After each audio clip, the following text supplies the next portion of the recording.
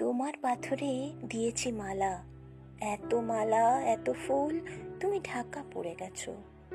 তুমি পাথর না হলে রাগ করতে।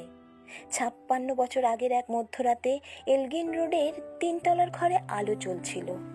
চাদর গায়ের এক ছায়ামূর্তি পায়চারি করছিল অবিরাম। বাইরের রাস্তায় ইংরেজ পুলিশের চর সতর্ক সজাগ চোখে দেখছিল। তার সব সতর্কতাকে বুদ্ধ বানিয়ে তুমি তখন অন্ধকার চিরে ছুটে চলেছ আলোর পথে। দেশের মানুষ, কাকপক্ষী কেউ টের পায়নি। তুমি চলে যাবার পর 56টা শীত, বর্ষা, গ্রীষ্ম উধাও। তুমিও। সেই থেকে প্রত্যেক জানুয়ারিতে পৃথিবীর এ পাড়া ও পাড়া, সমস্ত পাড়ায় তোমার অনশ্বর পায়ের ছাপ, সব রাইফেলে তোমার বুকের বারুদ, সব কুচকাওয়াজে তোমার স্বপ্নের ছন্দ। পরশ পাথরের মতো স্বাধীনতাকে খুঁজেছে তোমার অন্তরে লুকিয়ে থাকা খ্যাপা। তোমার গন্তব্য ছিল স্বাধীনতা, তোমার পথ ছিল স্বাধীনতা, তোমার স্বপ্ন ছিল স্বাধীনতা, তোমার প্রেম ছিল স্বাধীনতা। তুমি রক্ত চেয়েছিলে স্বাধীনতার জন্য, তুমি তাই পাথর।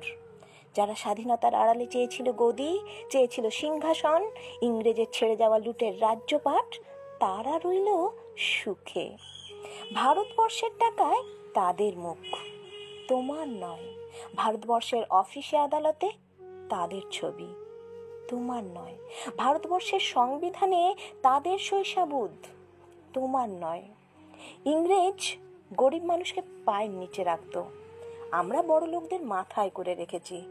স্মাগলার কিংবা ডাকাতকে জোর হাতে সভাপতির আসনে আহ্বান করেছি। ইংরেজ এদেশের ধন সম্পত্তি লুট করত, আমরা দেশটাকে বেচে দিচ্ছি। ইংরেজ দিয়েছে চাবুক, লাঠি, গুলি, আমরা দিয়েছি মস্তান, মাফিয়া, নেতা আর বুলি।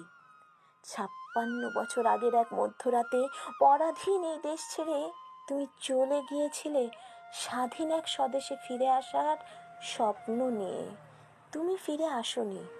স্বাধীনতা এসেছে, তার কাঁধে ঝুলি ভরে নিয়ে এসেছে ভোট নামক রাজস্ব যজ্ঞ, গণতন্ত্র নামক চিরাত মাৎস্যন্যায়, প্রগতি নামক লোক ঠকানো স্ট্যাটিস্টিক্স, সংহতি নামক বিস্ফোরণের চুরমার, ঐতিহ্য নামক মন্দির মসজিদের ঝগড়া, আর সমুদ্র হিমাচল ভরিয়ে দেওয়া ভাষণ ভাষণ ভাষণ।